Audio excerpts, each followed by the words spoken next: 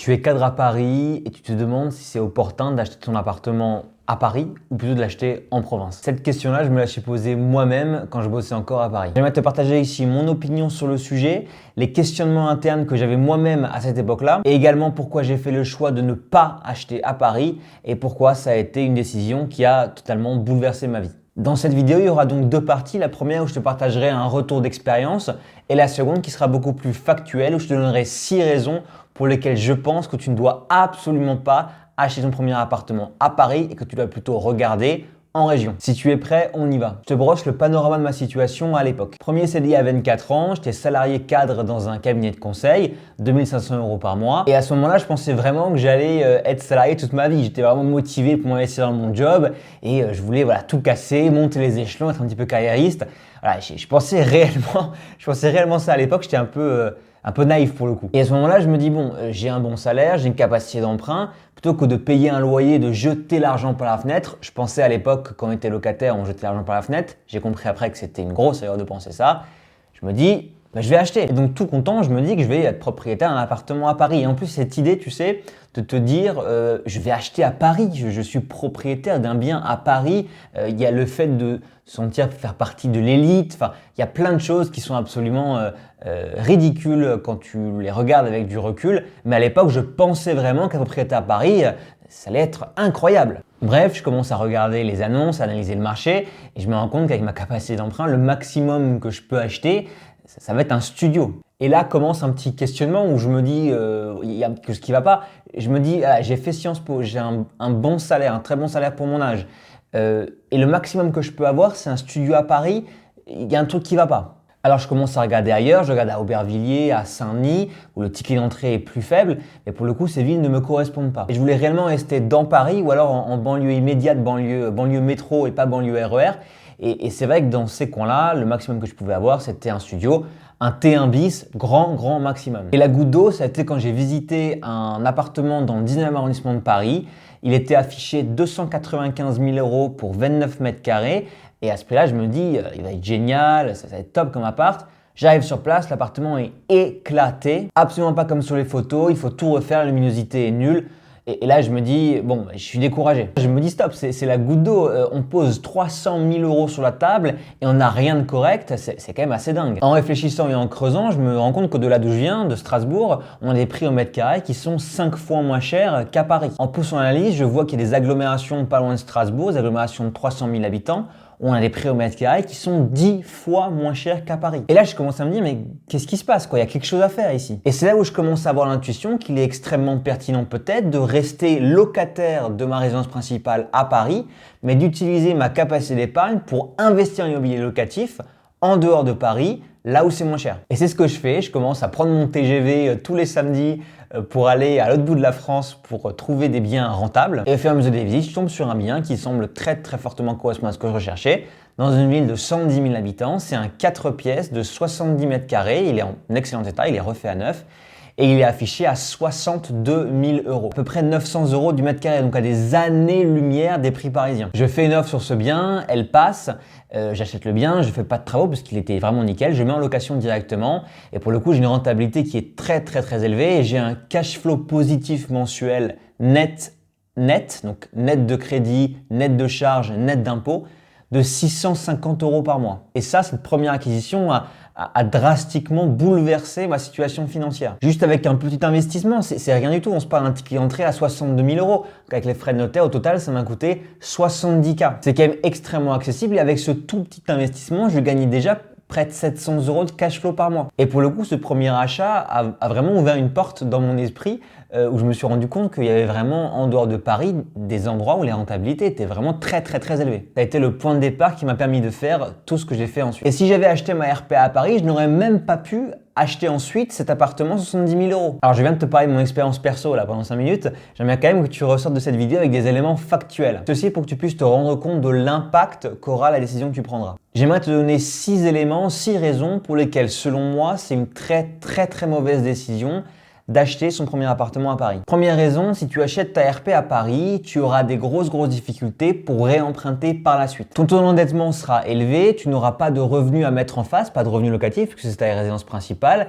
Donc ton endettement sera quasiment déjà au taquet et trouver la place pour racheter un investissement locatif derrière, c'est compliqué. L'inverse n'est pas vrai. Quand tu achètes d'abord un investissement locatif, tu as, si tu as fait les choses bien, un cash flow positif sur cet investissement locatif. Ce cash flow te permet 1. De renforcer ton apport pour une RP dans le futur et 2. D'avoir un taux d'endettement qui est maîtrisé. C'est pour ça que je t'ai dit à l'instant que si j'avais acheté ma RP à Paris en premier, je n'aurais pas pu ensuite acheter ce 4 pièces à 70 000 €. Donc je t'invite fortement à prêter énormément attention au timing de tes acquisitions. Laquelle vas-tu acheter en premier? Un investissement locatif d'abord aura bien moins d'impact sur ta capacité d'emprunt que d'acheter une RP d'abord. Deuxième élément, investir en province, investir en région, là où la rentabilité est mécaniquement bien plus élevée qu'à Paris, c'est augmenter ton niveau de vie et tes rentrées d'argent. À ce sujet, je t'invite à checker cette vidéo où je t'explique pourquoi pour augmenter ton niveau de vie, il est bien plus pertinent de faire un investissement locatif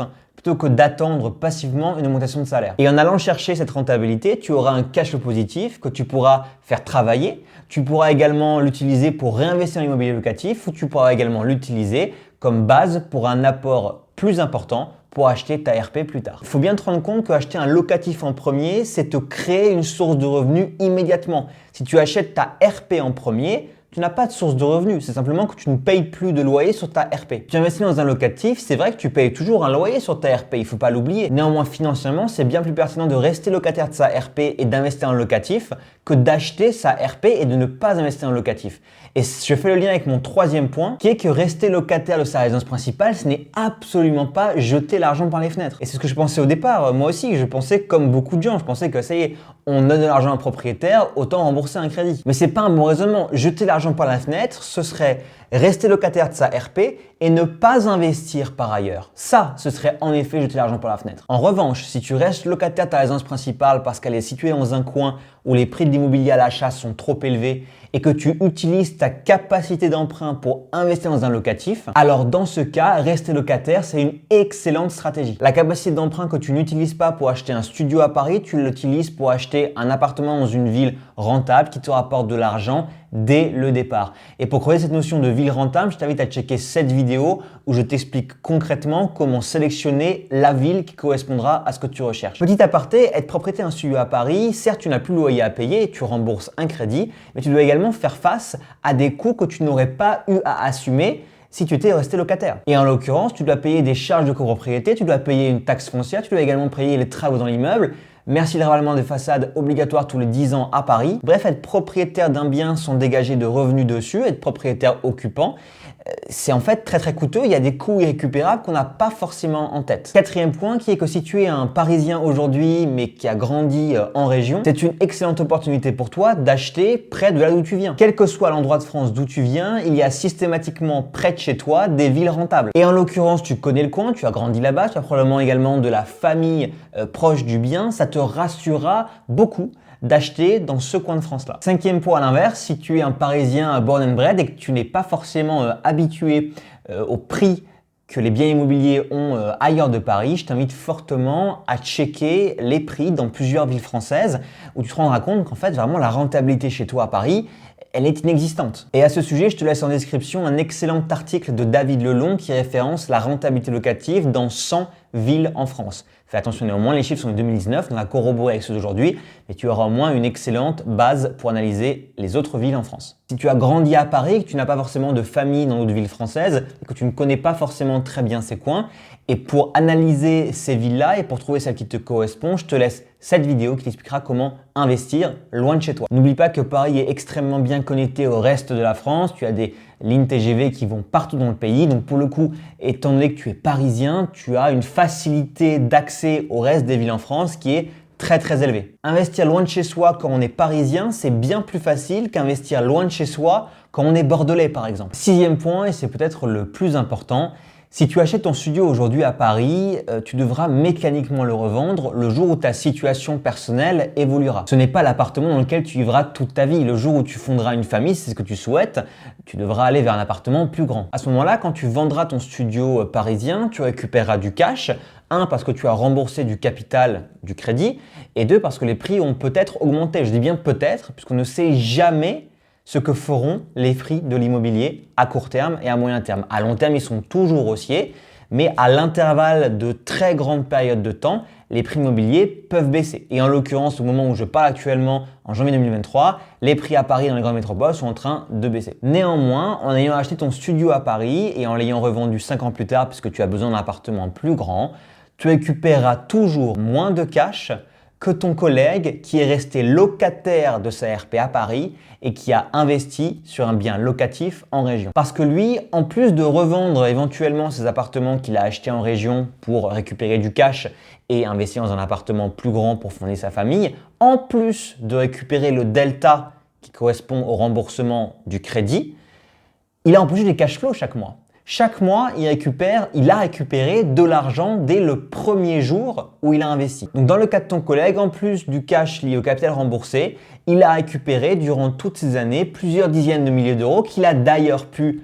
investir et réinvestir et entretenir un cercle vertueux. Au final, si tu es actuellement en train de débattre avec toi-même sur le fait d'acheter un studio à Paris ou plutôt d'investir en région, j'espère que cette vidéo t'a fourni un éclairage et que tu réfléchiras vraiment à 2 fois, même à 3 fois à cette décision. Je t'invite à revisionner cette vidéo à tête reposée pour vraiment que tu puisses prendre en compte tous les éléments qui ont été avancés ici. C'est une décision qui vraiment, et je pèse mes mots, aura un impact important sur ta vie à l'avenir. Si tu as des questions précises sur ta situation, n'hésite pas à les mettre en commentaire, n'hésite pas à m'envoyer un mail également, je prendrai le temps de te répondre. Si la vidéo t'a plu, n'hésite pas à t'abonner, je publie une nouvelle vidéo tous les lundis à 17 h. Je te souhaite une bonne semaine et je te dis à lundi. Ciao, ciao.